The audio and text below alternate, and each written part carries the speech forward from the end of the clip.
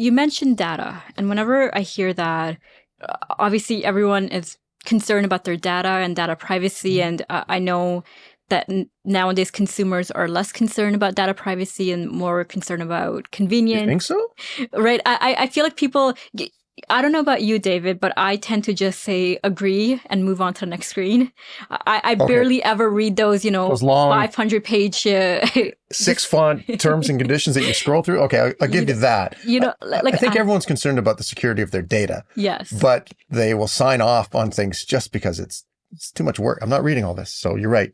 Yeah. It's similar to cookies, right? Like I can't, like how often have I gone and actually clicked on manage cookies and versus just accept all and, let's move on, right? So people are definitely concerned with the privacy of their data, but there's a bit of I suppose the current has come down a bit where convenience tends to triumph and convenience is king. And so it's kind of like, okay, let's just do this and get it over with, right?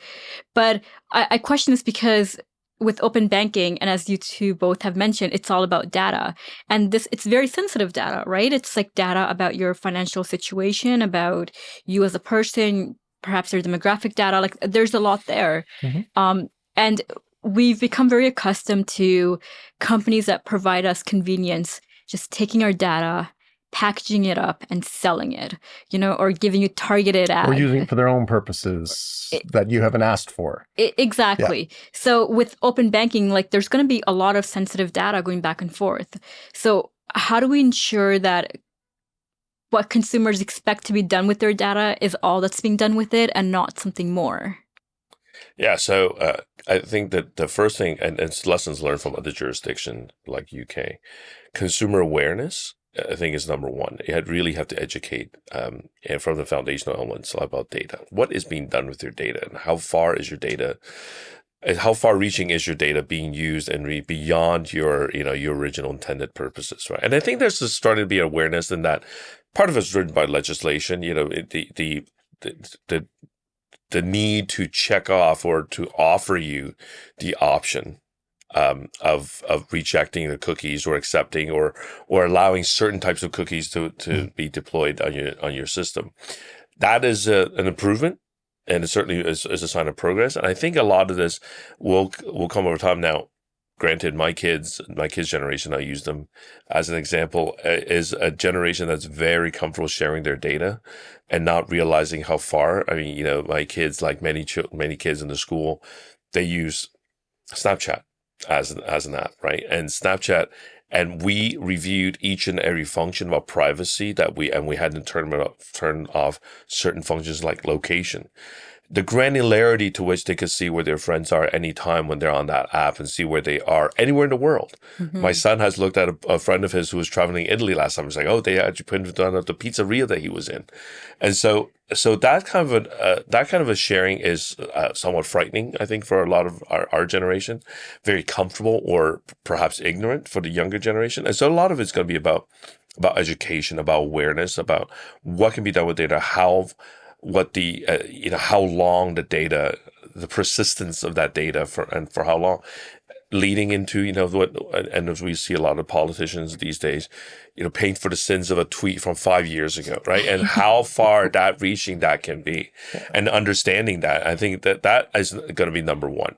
And then you could start talking about the volume and types of data, but that awareness and that education is going to be super important, not just for data, but for any functions around it, like open finance. And that's where I have expectations of whatever our open banking entity is going to be. And we've seen this in other countries, that they want the providers to use clear and simple language and not 30 pages long in a 4-point font. Clear and simple language to be upfront and say, I'm going to collect the type of data I'm going to collect, what I'm going to use it for. And we don't want them burying things. That's the thing. Lubna, I'm going to take your data for the purposes of giving you a complete view of your finances. And I will, take this data and this is what I'm going to do with it. And then as part of your ownership capabilities, you can say, okay, I'll give you access to my checking account, but you can only see the balances. You can't see the transactions. Or you can see everything in my account, but I'm going to say you've got it for 3 months, and then I'll decide if I get to continue it. And then give you the ability at any time to go in and alter it or stop it. So there's both sides. To give you control over it, you need those capabilities I just said. But we also need to ensure that the service providers who are going to be accessing and aggregating your data, that they are very clear what they're using it for. I'm going to take your data so I can glean insights into what you're doing with your money. I'll stick with the money example. I'm going to use it to be able to break it down. I'm not going to give it to anyone else. I will only use it for these purposes, and I will not store it. I will, do that, and I will just pick it up as we go. They've got to say and keep it in those simple terms of exactly what they're using it for, right? And unless we have that up front, then it opens the door for someone to say, well, I've got the data. I can do whatever I want with it. I've showed you your graph, and now you know where all your money is. I'll package it up and sell it off to somebody because I'll make money here. And, that's what we want to avoid. So we've got to have that sort of the two sides of there's got to be regulations as to what you can do with the data. You have to clearly say what your intentions are. And you as the owner of the data have to have the ability to change it or stop it, revoke it. And is there legislation that's being discussed to ensure that it works the way that you have described it, that it's very clear on what it's going to be used for? You set your, time limits. Okay, I only want you to have access to this for a week or, even for an hour. Or one-time access. Right, just for you to populate whatever you need. My concern again with data is always that it's always kind of crawling. So like it starts with one little thing and then it moves forward and it's always with, we're gonna give you this like little added incentive, right? And then we're just gonna add a paragraph down here about some other things we might do as a result of you getting that incentive. It's like the cruise company inviting you to breakfast. It's not just breakfast. It's never just breakfast. No. But Timeshare. Yeah. So there are legislations. Canada has a very outdated and quite old piece of legislation called PIPEDA, which is new enough to understand what data is, but is old enough to not realize the scope and the applications of the personal data that can be used. And so there is a bill called C-27 in the parliament right now, I believe it's passed first reading, that seeks to update, among other things, how data is used, how data is generated, who has the right to that data, and how is it going to be shared, and the persistence. So that's going to bring Canada up to date. Now, this legislative process takes time, and so a lot of people feel that, there are many in the industry feel that we need to rush and step that up before a truly functional open finance regime can be stood up on that foundation. What's interesting is the provinces, I have heard, and this is secondhand, that Quebec actually has the province has its own Electronic Data Protection Act that is far more reaching than the federal one, and actually provides more harsher penalties for the violation of which, and for the gold standard, everybody around the world looks at Europe's GDPR, and Canada, I think, really didn't want to go that very lockdown route, the GDPR, which Quebec did. And so there are already the dissensions among the ranks. Some feel that it goes too far. Some people feel that it doesn't go enough. And the Canadian government, if there's one thing that can be accused of is the Goldilocks effect. It tries very hard to be just right, and quite often it just never pleases anybody. So, and so it seems to be perhaps where the Bill C-27 is going.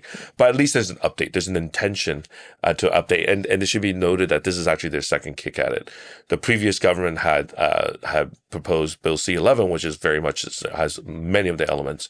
But unfortunately, when an election was called and the writ dropped, that bill died on the floor of Parliament. It's interesting you mentioned, sort of looking at it from a data perspective. We look at open banking, and as Roy said, everywhere we've seen it, it's an open banking and your data is going to be shared, which, as we saw, scared a lot of people, even thought it was going to be a free-for-all, which we know that's absolutely the last thing it's going to be. It's going to be highly regimented.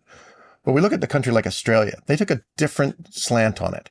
It started with a consumer data right. So they built the data security, the privacy, all of that first. This is how companies within Australia are going to collect data, use data, and give the consumers control over it. And then they applied it to different industries, and they started with banking. So we've kind of, everywhere else in the world, it's kind of been the two at the same time. There, they started with data. And I mean, I think we're still seeing the data or the information coming out to determine how successful it's been. But it was just a different approach. It was very much data first versus banking services, right? Yeah. Melded a bit more together.